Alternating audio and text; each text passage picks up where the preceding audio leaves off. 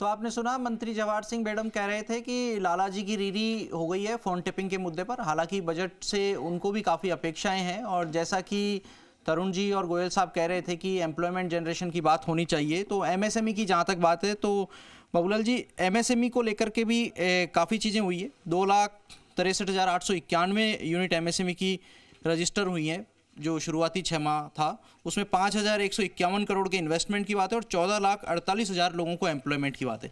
MSME सबसे बड़ा employment generation है, लेकिन कई बार युवाओं को सरकार से सिर्फ सरकारी नौकरियों की आस रहती है। देखिए, इसका कारण ये है कि अमूमन एक नीति लेके आते हैं कि हाँ, आप अगर कारखाना लगाओगे तो कारखाने के साथ में हम आपको इतनी सब्सिडी देंगे। और फिर परंतु होता क्या है कि वो सारे, मैंने अमूमन, मेरा अनुभव है इसमें 25-30 साल का, कि आकर के पता नहीं वो सरकारी पेच में किस तरह से फंसता है। अभी जैसे गत बार की समझ लीजिए कि पूरी करीब 400 के करीब यूनिट्स को ये प्रावधान दिए गए और उनका फ़ायदा हुआ, परंतु अभी भी 534 एप्लीकेशंस पेंडिंग रह गई। अब उनमें से जो युवा आया उसने अपना कारखाना लगाने के लिए कहीं ना कहीं से कोई व्यवस्थाएं की, मान लो ज़मीन ले ली, अब उसको जब वो खड़ी करनी है, बिल्डिंग खड़ी करनी है, उस पर सब्सिडी थी और सब्सिडी सैंक्शन नहीं हुई और वो नहीं होने के कारण वो इधर उधर धक्के खा रहा है। तो हम अब ये मान के चलते हैं कि कहीं ना कहीं इस पर भी कोई नीति लाई जाएगी, टाइम बाउंड प्रोग्राम आएंगे कि आप अगर कोई युवा आता है और वो ये कह देता है कि मैं ये कारखाना लगा रहा हूँ और कारखाने लगाने की सरकार की नीति है कि इस पर सब्सिडी दी जाएगी, मशीन पे सब्सिडी दी जाएगी, तो विद इन 1 मंथ और सो ये अब आपको रिलीज़ कर दी जाएगी। तो ये अगर ऐसा होगा तो निश्चित रूप से रोज़गार, तो देखिए हमारे यहाँ तो रोज़गार के 2 ही साधन हैं, या तो आपकी कृषि है जिसमें 60% लोग फंसे हुए हैं, और दूसरा साधन अगर कोई है तो एमएसएमई है। तो एमएसएमई के ये 2 लाख के आंकड़े तो बहुत छोटे हैं। अगर गांव-गांव में आप ढूंढेंगे एमएसएमई को तो मैं ये मान के चलता हूँ कि कम से कम 20-25 लाख तो मेरी नज़र में हैं जो बच्चे उसमें लगे हुए हैं छोटे छोटे धंधों में, और परंतु वो आपके मैप पर नहीं है। बस फ़र्क इतना ही है, उनको मैप पे लाया जाए और उनको भी सुविधाएं उतनी दी जाए। जैसे बिगर कोलेटरल की बात की गई है कि भाई इतना पैसा आप उठा सकते हो, तो उसको धरातल पे उतारा जाए। परंतु इसके साथ साथ मैं दूसरी बात ये कहूँगा कि बराबर ये बात की गई है कि देखिए स्टैम्प ड्यूटी है, अब इस स्टैम्प ड्यूटी को आपको बिल्कुल रैशनलाइज कर देना चाहिए। ये नहीं कि आप इस पे ये लगेगा, इस पे ये लगेगा, इस पे ये होगा और आप 2% कम कर दिया, 1% कम कर दी, ये नहीं। संभावना भी है इस बार स्टैम्प ड्यूटी कम करने की। हाँ, निश्चित होना ही चाहिए, ये आवश्यकता है।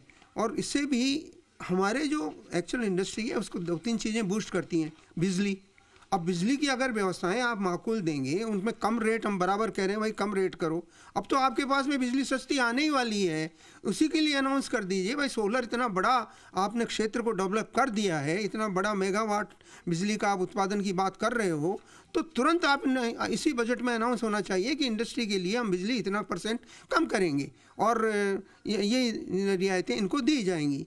इसी तरह से पानी की बात भी आप कर लीजिए, पानी की व्यवस्थाएं भी देखिए, खेती को पानी चाहिए। हमने 3 तरह से खेती को अब डेवलप करने की बात कर दी है। एक जो आप बता रहे थे बाजरे की, दूसरी बात मैंने तिलहन की बताई, तीसरी बात मैं बता रहा हूँ मसाले की।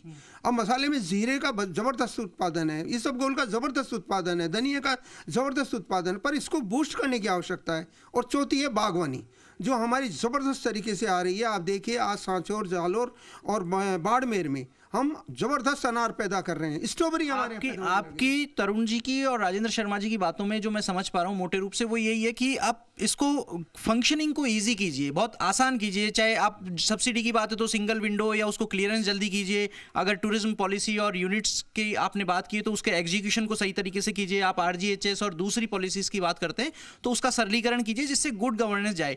गुड गवर्नेंस के लिए क्या ज़रूरी है? क्या उसके लिए भी मैन पावर ज़रूरी है, कंप्यूटराइजेशन या आर्टिफिशियल इंटेलिजेंस जरूरी है, या और कुछ इसमें?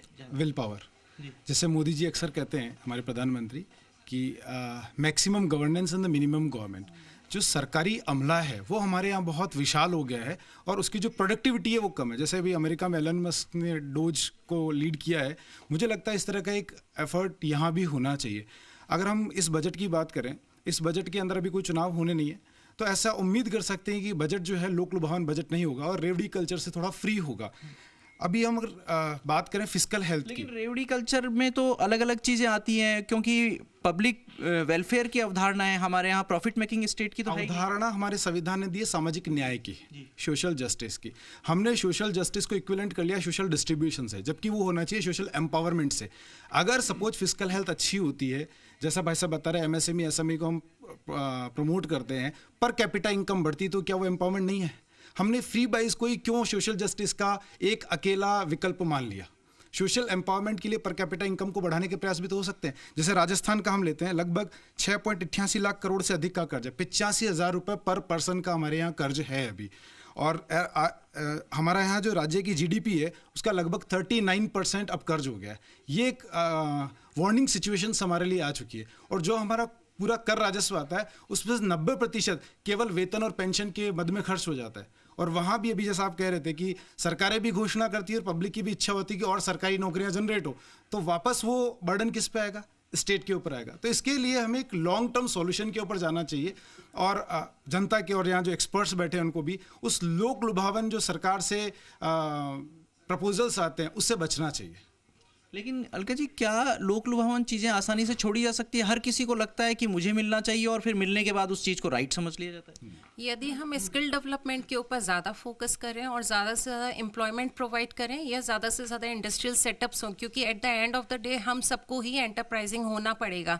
उसके अलावा हमारे पास कोई सोल्यूशन नहीं है। हम हमेशा सरकार की तरफ से मुँह उठा के नहीं देख सकते हैं। हमें भी एज अ सिटीज़न अपनी जिम्मेदारी समझनी पड़ेगी और जब तक हम ये जिम्मेदारी नहीं समझेंगे तब तक कितनी भी योजनाएं आ जाएं उसका एग्जीक्यूशन प्रॉपर हो ही नहीं सकता।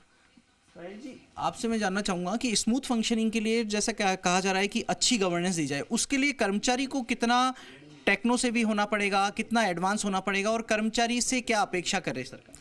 गुड गवर्नेंस के लिए ज़रूरी है कर्मचारियों को बाकायदा ट्रेनिंग दी जाए, स्किल ट्रेनिंग दी जाए। उससे क्या है कि कर्मचारियों में कार्य करने की भावना भी जागृत होगी। ऐसा नहीं है कर्मचारी काम नहीं करता। कर्मचारी वर्ग जो है सरकार की रीढ़ की हड्डी होती है। जैसा कि विक्रम जी अभी कह रहे थे कि 90% वेतन और पेंशन में खर्च हो जाता है, लेकिन मैं आपको बता देना चाहता हूँ जरूरी है काम कराएंगे सरकारी, हाँ बिल्कुल होगा, सरकारी कर्मचारी ही पूरा इनकम टैक्स भरता है। अगर ईमानदारी के साथ तो सरकारी कर्मचारी ही भरता है। तो जब वेतन देंगे, पेंशन देंगे, काम कराएंगे तो वेतन पेंशन भी देना पड़ेगा।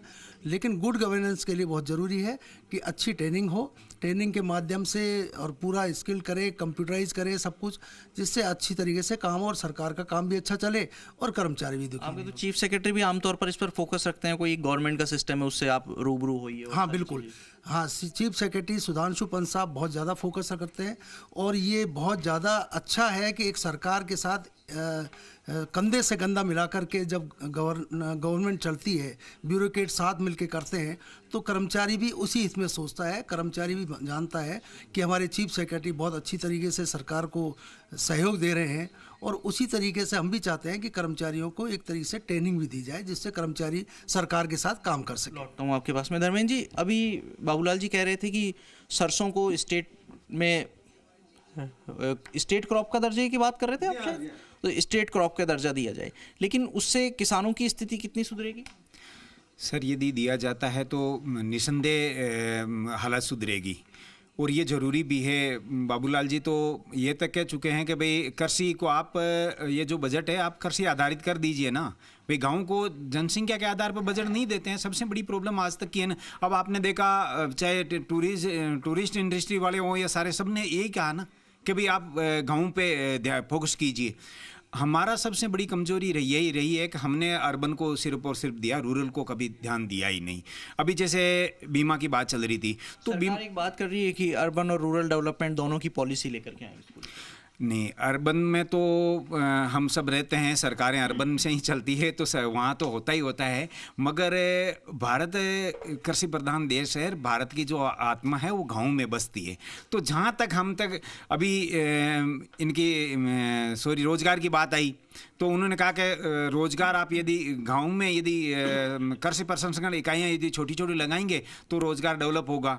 इसके साथ ही बीमा की जब बात आती है तो बीमा का 20-21 का भी पैसा बकाया पड़ा है। आज आंदोलन कर रहे हैं, गंगानगर हनुमानगढ़ में आंदोलन पे बैठे हैं। साथ ही सोलर की पावर की बात आई तो अभी इन्होंने एक कानून निकाला कि SC/ST की ज़मीनों पे सोलर के प्लांट लगा दिए जाए। वो उनके लिए SC/ST के लिए खतरनाक जाएगा ये कानून। दूसरा जो बिश्नोई समाज है, मैं इसमें एक छोटी सी आपको बात करूं। पिछले दिनों प्रहलाद जोशी हैं केंद्रीय मंत्री नव्य और नव्यकरणीय ऊर्जा, वो कह रहे हैं कि अब 10 से 15 फीट हाइट पर सोलर की लाने की स्कीम है, जिससे कुछ जो फसलें हैं उनके अलावा छोटी फसलें जो सब्जी जैसी मैं हैं आपको और रोकना छोटी चाहूंगी क्रॉप है, माफी के वो साथ, नीचे आप इसके बातें सोलर के नीचे कंटिन्यू हो सकेंगी। करिएगा। एक बार रुक कर लेते हैं। देखिए, भजनलाल सरकार का वर्ष 2025-26 का बजट आज पेश किया जाएगा। वित्त मंत्री और डिप्टी CM दिया कुमारी आज सदन में बजट पेश करेंगे। और इसी बीच दिया कुमारी क्या कुछ कर आपको सुनाते हैं। और सिर्फ घोषणाएं नहीं होने वाली हैं, ये ऐसी हम लोग जो भी अनाउंसमेंट्स करेंगे, घोषणाएं करेंगे, वो धरातल पर भी उतारेंगे। बहुत अच्छा समावेशी बजट आने वाला है। सबको बहुत बहुत शुभकामनाएं। तो दिया कुमारी ने कहा कि ये पिछली बार की तरह इस बार भी ऐतिहासिक बजट होने वाला है और ये बजट सभी